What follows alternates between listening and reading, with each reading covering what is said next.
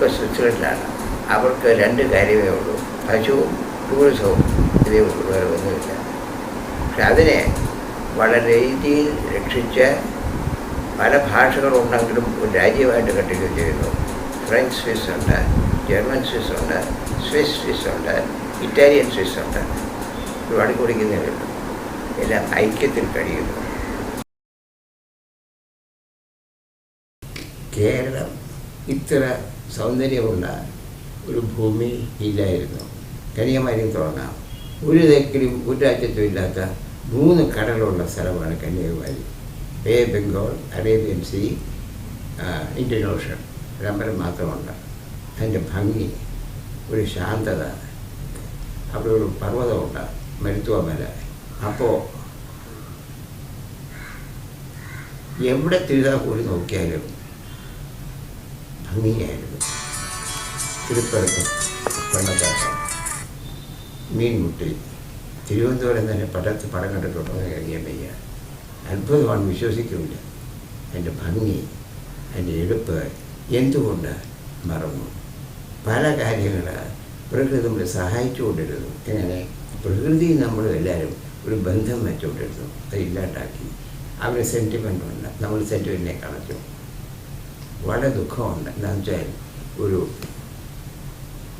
അവിവേകമായിട്ടുള്ള ഒരു പുരോഗതി. ഈ പുരോഗതി എത്തിക്കഴിയുമ്പോൾ ഉപയോഗം വെച്ചു. അപ്പോൾ കഴിയുമില്ല, പിന്നെ തീർന്നു. പിന്നെ തോന്നി വേണ്ടി. അതാണ് കഷ്ടം. പണ്ടത്തെ കാലത്ത് ഈശ്വരബന്ധം ഉള്ളതുകൊണ്ട് അതുമായിട്ട് വന്നിട്ട് എല്ലാത്തിനും അതിൻ്റെ ഒരു ചേർന്ന ഒരു ഭംഗി കൂടുതൽ അതിൽ വന്നുകൊണ്ടിരുന്നു. ഇപ്പോൾ കന്യാകുമാരി പോയാലും, സുചീന്ദ്രത്ത് പോയാലും,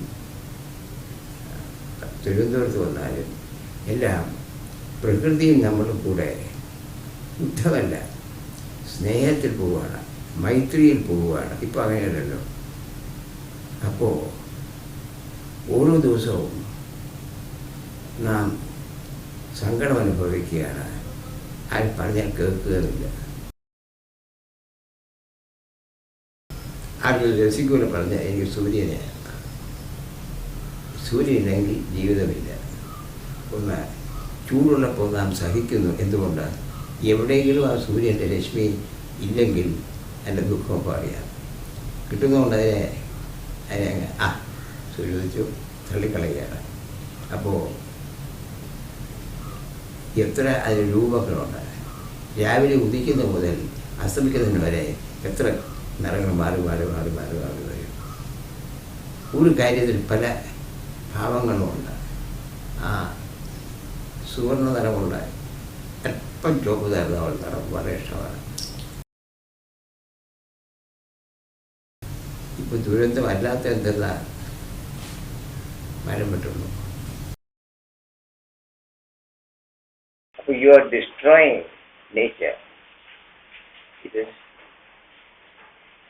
economic, physical suicide.